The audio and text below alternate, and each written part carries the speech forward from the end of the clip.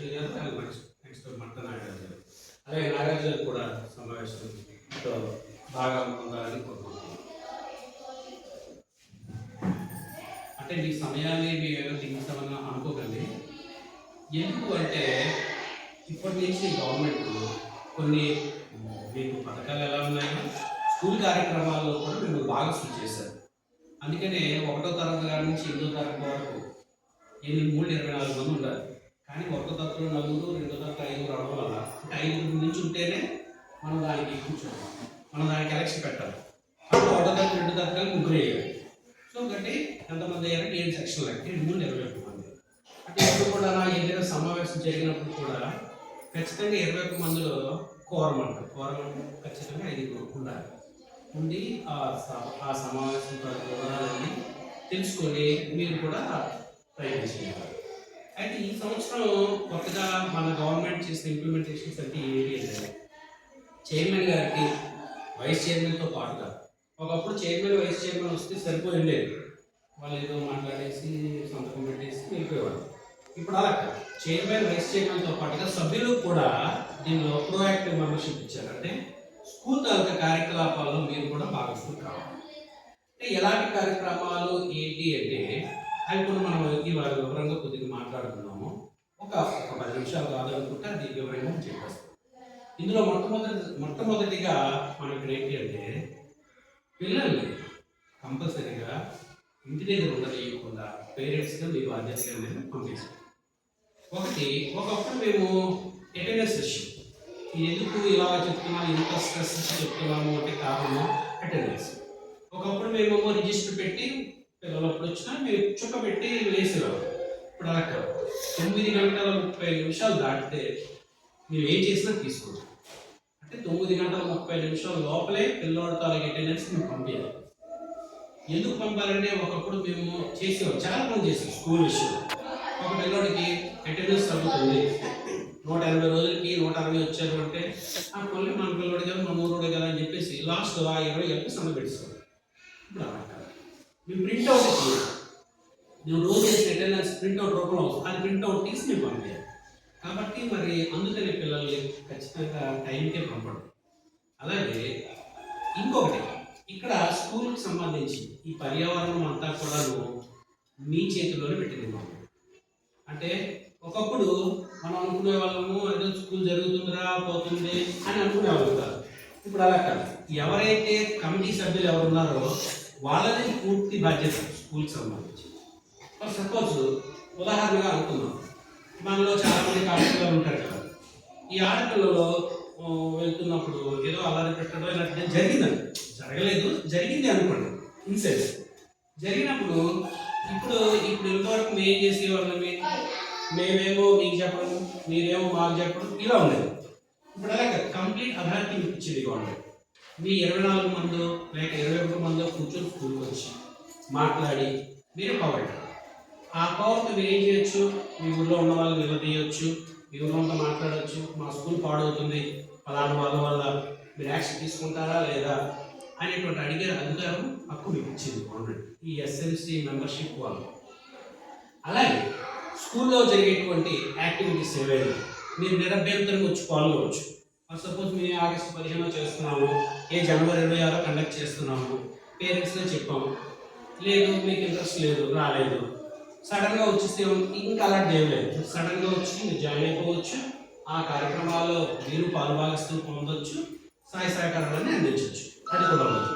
ఇంకొకటి, మీరు పుట్టినరోజులు జరుపుతున్నారు పిల్లలకి. పుట్టినరోజు జరిగినప్పుడు మీరు ఏం చేస్తున్నారంటే చక్కగా చాక్లెట్లు బిస్కెట్లు కొనిస్తున్నారు. తప్పు అని నేను అన్నాను, కానీ దానివల్ల చెడు ప్రభావం పిల్లల్లో ఎక్కువగా ఉంది. మీకు ఉదాహరణగా నేను చెప్తాను చూడండి. నేను కోటపాడు వెళ్తాను, కోటపాడు ట్రైనింగ్ నేను వెళ్తాను, నేను అక్కడ ట్రైనింగ్ తీసుకోవాలి. వెళ్ళినప్పుడు అక్కడ ఒక విచిత్రమైన పరిస్థితి ఏర్పడింది. రెండు జీపులు వచ్చాయి. జీపులు ఏంటి, అడ్వాన్స్ పాపం ఇలా ఉంటాడు కదా, సడన్గా బయట వెళ్ళి ఆయన చెప్పేసి వచ్చాడు. వచ్చి ఆయన చెప్తున్నాడు, మా స్కూల్లో జీపులు వచ్చాయని మీకు అందరికీ వినిపించలేదంటే మాకు డౌట్ వచ్చిందని. ఎందుకంటే ఆయన స్టోరీ చెప్పాడు. ఏంటి అంటే చాక్లెట్ల రూపంలోనే ఇప్పుడు మార్గద్రవ్యాలని దిగిపోయాయి. మనం తినే చాక్లెట్లు ఈ పిల్లలకి పనిగట్టుకొని కొన్ని బ్యాచ్లు సాయంత్రం ఇచ్చేయట చాక్లెట్ 4-5 రోజులు ఇవ్వడంతో ఆ చాక్లెట్ తాలూకా స్టిమ్యులేషన్ ఎలా ఉంటుందంటే అంటే మీరు మరోలా అనుకోకండి. చాలా మంది చోట్ల ఉదయాన్నే టీ తాగితే బాత్రూమ్కి వెళ్ళాలి, తెలుసు కదండి. సిగరెట్ కాల్స్తే బాత్రూమ్కి వెళ్ళాలి అంటే అర్థం ఏంటి అంటే మనం అనుకుంటూ టీయే కదా అనుకుంటాం, కానీ టీలో నికోటిన్ అనే మత్తు పదార్థం ఉంటుంది. ఈ మత్తు పదార్థానికి అలవాటు పడిన వాడు ఆ పదార్థం లోపలికి వెళ్తే బయట. అలాగే తాగేటువంటి కాఫీ కానీ కఫీ ఇలా ఈ మత్తు పదార్థాలకి మనిషి తెలియకుండానే అలవాటు పడిపోతుంది. ఈ చిన్నతనంలో ఈ చాక్లెట్ అలవాటు చేశాను ఎంతో పెద్ద పిల్లలు కాదు, 6, 7, 8, 9, 10 వీళ్ళు తిన్నారు. తిన్న తర్వాత వాడు ఫ్రీగా ఇచ్చాడు కదా 4-5 రోజులు, మరుసటి రోజు ఏంటంటే ఇవ్వలేదు, 10 రూపాయలు తేమన్నాడు. ఎలా వస్తుంది? హాస్టల్ పిల్లలు ఎలా వస్తాయి డబ్బులు? హాస్టల్ పిల్లలు అయితే వెంటనే ఉండలేక అది 4 గంట అంటే దాని లక్ష్యం ఎలా ఉంటుందంటే ఒళ్ళు పీక్తుంది. అంటే ఇది మనకి పోలీసు వాళ్ళు మనం వచ్చినప్పుడు మీరు మెగా పీరియడ్స్ వచ్చినప్పుడు చెప్పాడు, దానికి లాగిస్తూ ఉంటుందట, ఒళ్ళు లాగుతూ ఉంటుందట. ఇది ఎందుకు ఇలా ఏర్పడింది అంటే హెడ్ మాస్టర్ చెప్పారు, తల్లిదండ్రులు లేదండి. తల్లిదండ్రులు చక్కగా మాకు పడి తిరిగిపోయారు, వీళ్ళు ఇక్కడ ఏమవుతున్నారో మేము ఎలా చూడగలం, 20 మంది 10 మంది అయితే బాగుంది, 100 మంది మేము పట్టించుకోగలం.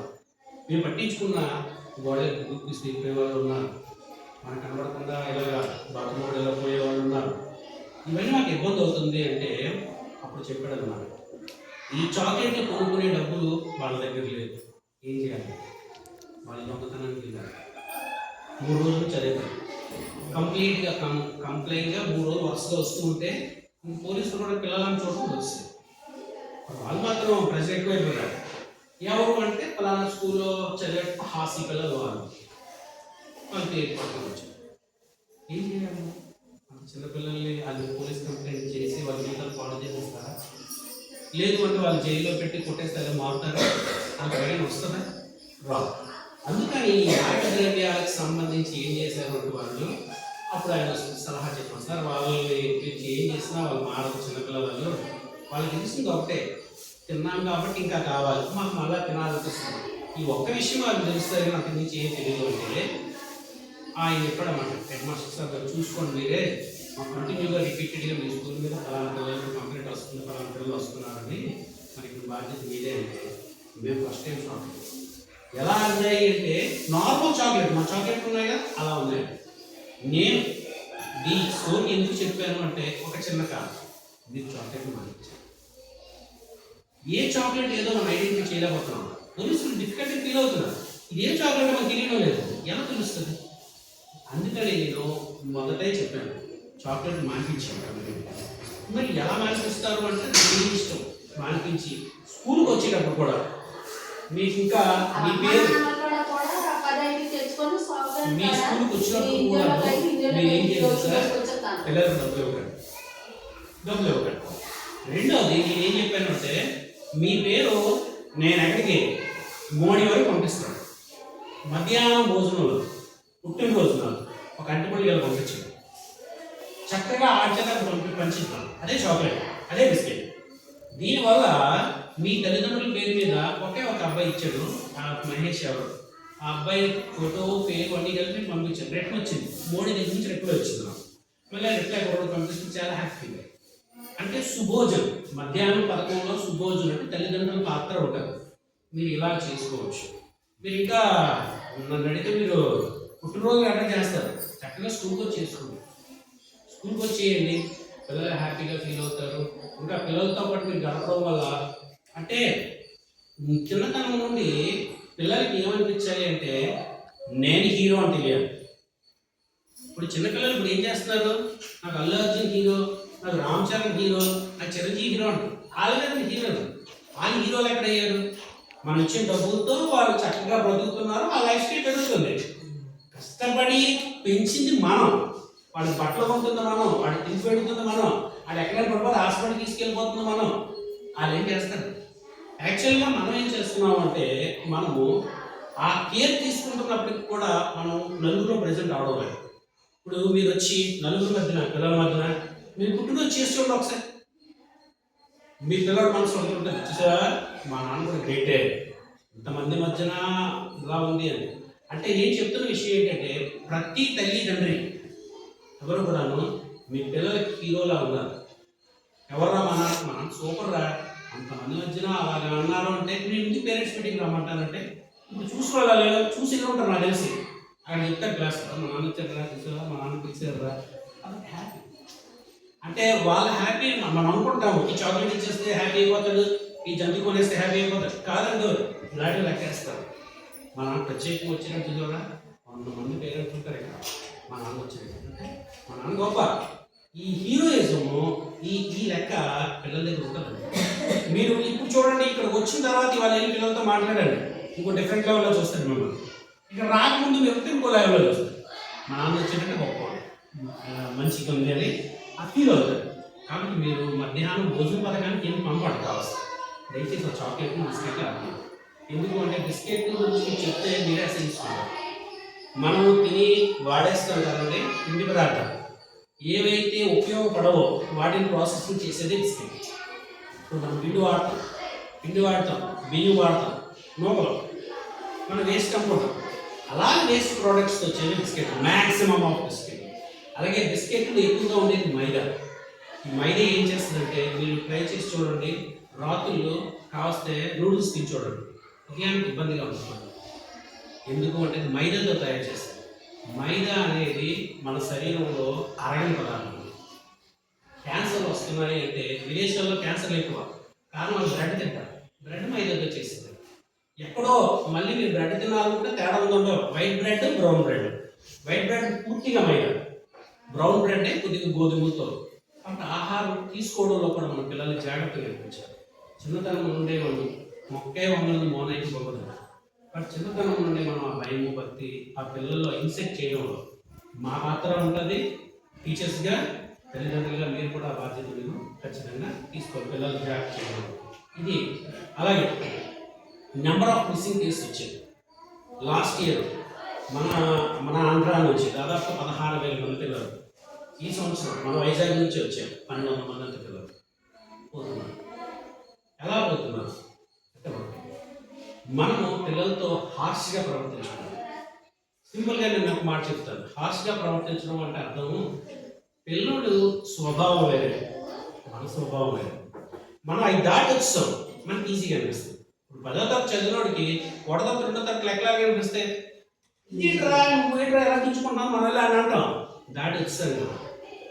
అదే 1వ తరగతి ఉన్నోడికో ఇప్పుడు పీక్కుంటాడు, ఇలా ఉన్నాయి. అంటే వయసు పెరిగే కొద్దీ మనసు పరిణతి పెరుగుతుంది. ఎక్కువ విషయాలు వాడు ఏం చేయగలంటే అకలింపు చేసుకోగలడు, వాటిని వివరంగా తెలుసుకొని దాని నుంచి బయటపడాలి. కాబట్టి ఒకటి చదువు అనేసరికి మీరు చెప్తున్న అక్షరాలు అంకెలు ఇంగ్లీష్ ఒకటే కాదు, వయసుతో పాటుగా ఇవి డెవలప్ అవుతాయి. ఇప్పుడు మీకు అందుకే ఈ సంవత్సరం నెక్స్ట్ ఇయర్ నుంచి కొత్త ఎడ్యుకేషన్ సిస్టమ్ వచ్చింది. మీ పిల్లలు మూడో సంవత్సరం వస్తే ఖచ్చితంగా అలా ఉంది అంగన్వాడీలో జాయిన్ చేయాలి. మీకు రాయడము చదవడం మా పిల్లలు రావడం అనుకోకండి. 7 సంవత్సరాలు అంటే ప్రపంచంలో ఎక్కడన్నా 7వ సంవత్సరం వరకు నోటి మాట యాపిల్ బాయ్ క్యాట్ అంతే నోటి మాట అనిపించాలి. అది ఈ సంవత్సరం నుంచి మీకు కొత్తగా వచ్చేస్తుంది. అంటే నోట్లో మాట అనిపించడమే, రైమ్స్ నోట్లో పాడించడమే, యాక్సెస్ చేయడం. ఇది కొత్త ఎడ్యుకేషన్ సిస్టంలో భాగం. ఎందుకు అంటే పిల్లలలో వికాసం తక్కువగా ఉంది, మానసిక వికాసం తక్కువగా ఉంది. మానసిక వికాసం తక్కువగా ఉంది అంటే ఆ పిల్లల దగ్గర ఉంది అంటే ఈ రకరకాల కారణాలు ఉన్నాయి. ఒకటి ఇంటి వాతావరణం. ఇంటి వాతావరణంలో మనము ప్రవర్తించేది అంటే నేను మొన్న ట్రైనింగ్కి వెళ్ళిన 6 రోజుల్లో చెప్పింది అదే.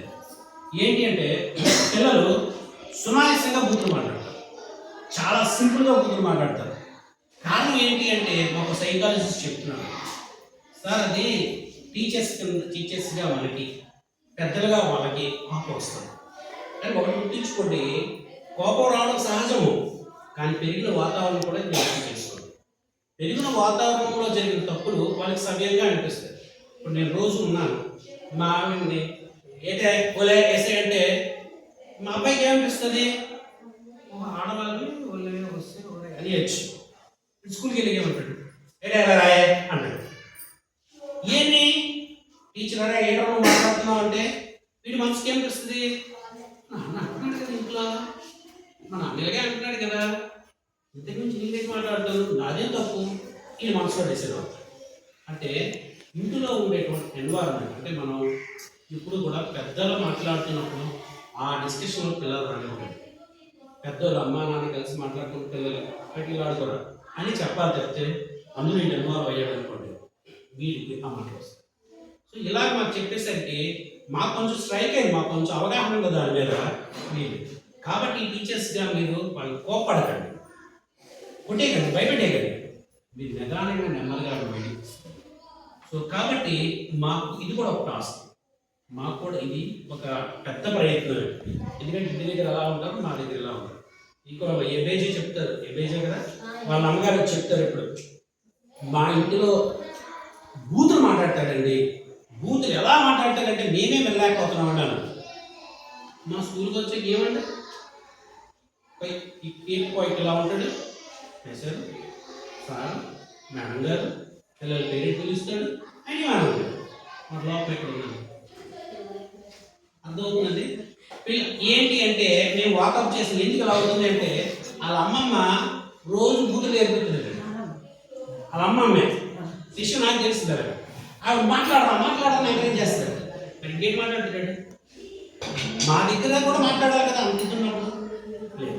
సో కాబట్టి ఇల్లు పరిస్థితుల్లో కూడా పెద్దలు మనం చేయలేదండి, ఎందుకు దూరం పెట్టేది ఆడుకోవడానికి పోవాలి, ఎందుకు చెప్పండి టీవీ పెట్టేది, అంతేగాని మన డిస్కషన్లో వాళ్ళు పెట్టడం వాళ్ళేమో వాళ్ళు చేస్తారు. కాబట్టి ఇది ఒక పెద్ద డ్రాబ్యాక్ పిల్లల్లో ఉంది. అలాగే ఈ చదువు విషయానికి వచ్చేసరికి పరిణతి చెందిన మనసు రావాలి. ఇప్పుడు నేనే ఉన్నాను, నాతో పాటు చదివిన వాళ్ళు, అంటే నేను నా 10th గురించి చెప్తున్నాను, 10thలో నాకు 401 మార్కులు, 600 చెప్తూ నేను పెద్ద చదువుగాడిని అనిపిస్తుంది, 401 600. నా స్నేహితుడికి 555 మార్కులు వచ్చి 600. అర్థమైందండి. నేను భయపడే వాతావరణంలో పెరిగాను, నోటి నుంచి బూత్ వచ్చిందే వీచి దిగిపోయే టైంలో మైండ్ ఎవరితోనంటే మర్యాదగా లేకపోతే తినేస్తారు. ఎలా తినేస్తారు అంటే కాళ్ళు చేతులు కట్టి ఎండలో పడుకోబెట్టేవారు. నా పనిష్మెంట్స్ చెప్తున్నాను, కాళ్ళు చేతులు కట్టి కరెక్ట్గా ఒంటిగా ఎండలో పడుకోబెట్టేది. ఎందుకంటే కదలకుండా చదివేనా తీసిస్తుంది నా పరిస్థితి. నా స్నేహితులు అలా పెరగలేదు. ఇద్దరు ఇంటర్మీడియట్ ఒకే కాలేజ్కి వెళ్ళాం, Krishna college, doctor YS Krishna college బతుకోవాలి, ఒకే కాలేజ్కి. నేను ఇంటర్మీడియట్ చక్కగా 2 సంవత్సరాలు పూర్తి చేసుకుని వచ్చి 603 మార్కులు, అక్కడ కూడా 1000. నేను పెద్ద చదువు చెప్పట్లేదు, వాళ్ళు ఇంటర్మీడియట్ ఇప్పటికి చదువుతున్నారు. మీకు అర్థమైందండి, వాళ్ళు ఇంటర్మీడియట్ ఇప్పటికి చదువు. నాకు ఉద్యోగం వచ్చి 18 ఏళ్ళు అయ్యింది, ఇప్పటికి ఇంటర్మీడియట్ పాస్ అవ్వాలి. అర్థమవుతుందండి మీకు. అంటే తల్లిదండ్రులుగా పిల్లల మీద మీరు గ్రిప్ సంపాదించారు. గ్రిప్ అంటే ఇలాంటి సమావేశాలు రండి, చక్కగా మీరు మాట్లాడండి, నిలబడండి, వచ్చినప్పుడు వాళ్ళలో ఉన్న ఆ పిల్లలు మా నాన్న అమ్మ సాధారణమైన మనుషులు కాదన్నమాట, మీకు సమాజంలో పేరున్నవాళ్ళు, దీనికి కూడా వాళ్ళు హ్యాపీగా ఫీల్ అవుతారు. ఇది ఇప్పుడు నేనే ఈ చదువు ఉంది, మా వాళ్ళందరికీ ఏం చేసిన యావరేజ్ వచ్చి 400 వచ్చింది. మా ఇద్దరికి లెర్నింగ్ డిఫరెన్స్ లేదా, వాడు బాగా నేర్చుకున్నాడు, నేను నేర్చుకోలేదు, కానీ నేనే త్వరగా సెటిల్ అయ్యాను, ఆడు అంటే ఈ వయస్సు పెరిగే కొలది జ్ఞానాన్ని గ్రహించే తీరు మారిపోతుంది. నేను 10thలో తక్కువగా గ్రహించాను, ఇంటర్మీడియట్లో కూడా అంతే స్థాయిలో గ్రహించాను, డిగ్రీకి వచ్చేసరికి అలా కాదు, నేను 80%. అంటే నా ఏజ్ గ్యాప్ ఎక్కడ డిఫరెన్స్ వచ్చింది, 17 సంవత్సరాల నుంచి 20 సంవత్సరాల మధ్య నేను చదువుతున్న తీరులో తేవచ్చు. కారణము అప్పుడు నా లెర్నింగ్ లెన్స్ పెరిగింది, ఇప్పుడే లేదు అలా. అంటే ప్రతి ఇండివిజువల్ సపోజ్ మన ఇంట్లోనే ఉంటారు ఇద్దరు పిల్లలు, ఇద్దరు ఒకలా ఉండరు, మరి మీ ఇద్దరు మీ పిల్లలు అయినా కారణం ఏంటి అంటే ఒకడికి త్వరగా లెర్నింగ్ ఎబిలిటీ వస్తుంది, చాలా చిన్న స్థాయిలో, ఒకటి ఇది కారణము వారసత్వంగా పిల్లలు కావచ్చు, ఏ మొత్తం కొన్ని కారణాలు. కాబట్టి పిల్లలు చదవడం లేదు అంటే వాళ్ళ ఎడ్యుకేషన్ స్థాయి తక్కువ ఉందని నాకు ఫీల్ అవ్వదు.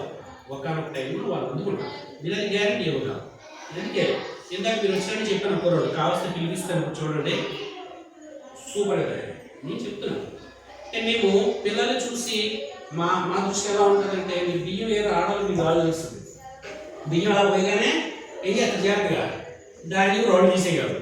మొగలు తింటే నాకు త్వరగా మేము పిల్లలు చూడగానే మేము 2-3 రోజులు పాఠాలు 2-3 రోజులు ఎగ్జామ్స్ పెట్టగానే మాకు అర్థమైపోతుంది.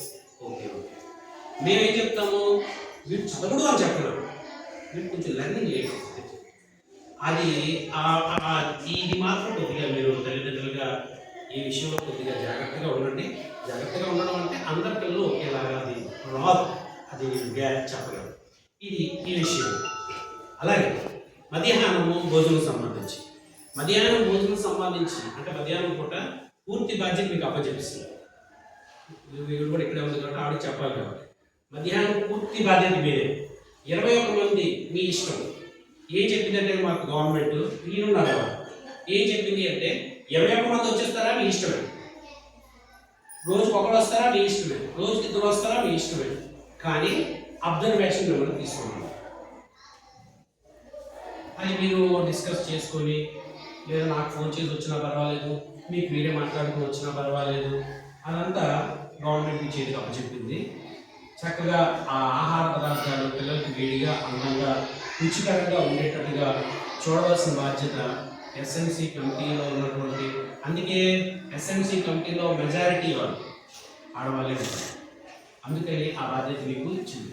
అలాగే స్కూల్ ప్రారంభంలో అంటే నెక్స్ట్ ఇయర్ నుంచి మీకు పుస్తకాలు ఇవన్నీ వస్తాయి.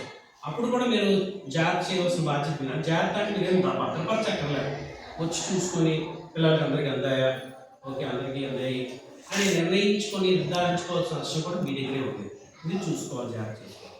అలాగే స్కూల్ ఆవరణంలో ఇటువంటి చెడు పనులు జరిగిన ఇన్నాళ్ళు అయితే మాస్టర్ బాధ్యత ఆడ చూసుకుంటాడు అనుకున్నాను, ఇప్పుడు మీదే బాధ్యత. ఏదైనా చెడు పని జరిగింది అనుకోండి, అది మీ నోటీస్కి వచ్చింది, మాకు రావు, మ్యాక్సిమం మా వరకు రావు, మీ నోటీస్కి వస్తే మీరు రావచ్చు. మీ కమిటీ సభ్యులు అందరూ వచ్చి స్కూల్లో ఎలా జరుగుతుంది, మరి మేము ఇలా చేద్దాం అనుకుంటున్నాం అని మీరు అందరూ ఒక 21 మంది ఒక మాట అనుకొని నాకు చెప్తే నేనేం చేయాలో నా తరపు నుంచి నేను చేస్తాను. కాబట్టి ఈ స్కూలు పర్యావరణం అంతా బాధ్యత తీసుకోవాల్సింది కూడా మీది. సో ఇలాగా ఈ గవర్నమెంట్ ఏం చేస్తుందంటే కొన్ని పనుల్లో మిమ్మల్ని కూడా ఇన్వాల్వ్ కమ్మని చెప్పింది. అలాగే మీరు లాస్ట్ ఇయర్ మీరు కమిటీ సభ్యులు కాదు కాబట్టి నేను చెప్తున్నాను, లాస్ట్ ఇయర్ దాదాపుగా స్కూల్ బాగోగుల గురించి గవర్నమెంట్ డబ్బులు ఇచ్చింది. ఇస్తే ఈ డబ్బులు కూడా ఉత్తినే మీరు తీయడం కావాలి, చైర్మన్ గారు వైస్ చైర్మన్ గారు ఈ కమిటీ సభ్యులు సంతకం పెడితేనే డబ్బులు బయటకు వస్తాయి. ఈ వచ్చినవి స్కూల్కి ఏ రూపాన్ని ఉపయోగించాలి అని ఆ సలహా కూడా మిమ్మల్ని అడుగుతాం. మీరు చూడండి, మీరేం చెప్తారా, గేట్లు బాగోలేదు, గేట్ వెల్డింగ్ బాగోలేదు అంటే అది చేయించారు, లేదు ఈ రూఫ్ ఇది ఫుట్పాత్ బాగోలేదు చేయించారు. అలాగా మీరు ఆ డెవలప్మెంట్లో గవర్నమెంట్ ఇచ్చిన దాంట్లో డెవలప్మెంట్లో మీరు కూడా భాగస్థులు అవ్వచ్చు. లేదు మీరు స్కూల్ బాగోలేదు ఇలా లేదు నేను చేయిస్తాను అని ఇనిషియేషన్ తీసుకొని నేను ఖర్చు పెడతాను నేను చేస్తానని చేసిన అందులో కూడా మీరు భాగస్థులు అవ్వచ్చు. అలా మీరు కావాలంటే స్కూల్కి ఏమైనా చేయొచ్చు. ఇది స్కూల్కి సంబంధించిన కావాలి. అలాగే మేము FA1కి FA2కి FA3కి ఇలా మేము ప్రోగ్రెస్ కార్డు ఇస్తూ ఉంటాం. ఆ ప్రోగ్రెస్ కార్డు ఇచ్చే కార్యక్రమం ఎలాగైపోయిందంటే సింపుల్ అయిపోయింది. యాక్చువల్గా అలాగే మీరు వచ్చి ప్రోగ్రెస్ మాట్లాడి చూసి మనకి ఇలా ఉంది ఇలాగ ఉండాలి అని సూచనలు సలహాలు కూడా మీరు ఇవ్వచ్చు. మాకు ఇలా ఉంటే బాగుంటుంది, ఇందులో తప్పు ఉంది, ఇందులో బాగుంది, ఏమేమి చెయ్యండి అని మీరు సలహాలు ఇవ్వచ్చు. సలహాలు ఇచ్చి మాకు ఇలా జరిగితే బాగుంటుంది, మా పిల్లల భవిష్యత్తు ఇలా ఉంటుంది అనే విషయాన్ని మీరు సలహా రూపంలో మాకు చెప్పవచ్చు. ఇవన్నీ మీకు గవర్నమెంట్ వారు మీకు ఇచ్చినటువంటి అవకాశం. ఈ అవకాశం ఇక్కడే కాదు ప్రతి చోట ఇచ్చారు, దాన్ని మీరు వినియోగించి స్కూల్ ఎక్కడున్నా బాగుపడేది చేయండి. అలాగే మన స్కూల్ ప్రపోజల్ అయితే వచ్చింది, హై స్కూల్ అవ్వాలి, అది పూర్తి వివరాలు రాలేదు అడిగాను, అయితే మాటగా చెప్పారు హై స్కూల్ అయిపోతుంది, నెక్స్ట్ ఇయర్ 9th క్లాస్ కూడా ఉంటుంది అని. కాబట్టి మరి 9th క్లాస్ ఉండాలి, 10th క్లాస్ ఉండాలి అంటే ఖచ్చితంగా స్కూల్లో స్ట్రెంత్ ఉండాలి. ముఖ్యంగా స్కూల్లో పిల్లలు ఎక్కువ ఉండాలి. స్కూల్లో పిల్లలు ఎక్కువ ఉంటే ఏమవుతాయి, వచ్చే నిధులు కూడా పెరుగుతాయి. ఇప్పుడు మనకి ఏమవుతుంది అంటే ఇప్పుడు మనకి ఈ సంవత్సరం 25,000 మనకి గవర్నమెంట్ ఇచ్చింది. ఎందుకు 100 మంది పిల్లలు అంటే 25,000 అంటే దర్శకులకి, చాక్ పీసులకి, కరెంట్ వైర్లు పోతే వైర్లకి, బాత్రూమ్లు ఎక్కడానికి పోతే బాత్రూమ్లకి, ట్యాప్లు పోతే ట్యాప్లకి, ఇలాగా 25,000 రూపాయలు మనకి గవర్నమెంట్ ఇచ్చింది. దీనిని ఎలా ఖర్చు పెడతాము అంటే ఇవే ఇలా ఖర్చు చేసుకుంటారు. అలాగే ప్రింటర్ పోతే ప్రింటర్, ఏది పోతే అది 100 మంది పిల్లల దగ్గర సరిపోదు. 100 మంది లోపల 12,500, 50 మంది లోపల 6,000. ఇలాగా పిల్లల్ని బట్టి కూడా స్కూల్ డెవలప్మెంట్ గ్రాంట్స్ అనేవి మనకి వస్తాయి. మరి ఈ విషయం కూడా మీరు కొంచెం జాగ్రత్త చేస్తే పిల్లల చదువు విషయంలో మరి ఇంకా ఇంకా బాగానే ఉంటుంది, అది నేను చెప్పగలను. కాకపోతే మీరు అనుకున్న స్థాయికి చేరలేకపోవచ్చేమో కానీ ఆ స్థాయికి చేరుతుంది. ఎందుకంటే ఇది ఇంకా కొత్త నీరే, మీరు ఇంకా కొత్త నీరులాగా చూస్తున్నారు. అంటే ఎవరో అనుకున్న దాన్ని బట్టి అంటే ఎంతకాలం ఒకలా జరగదు, ఒకలా అవ్వదు. ఏదో రోజు అది బలం పుంజుకోండి. నేనైతే చెప్తాను అలాగా మరి చేయగలిగారు. మరి ఇది మన ట్రైనింగ్ సంబంధించిన విషయాలు. మీరు ఏదైనా సలహా ఉద్దేశించే 2 మాటలు అంటే కనీసం మీరు నిలబడకపోతే ఫోటో తీయాలి.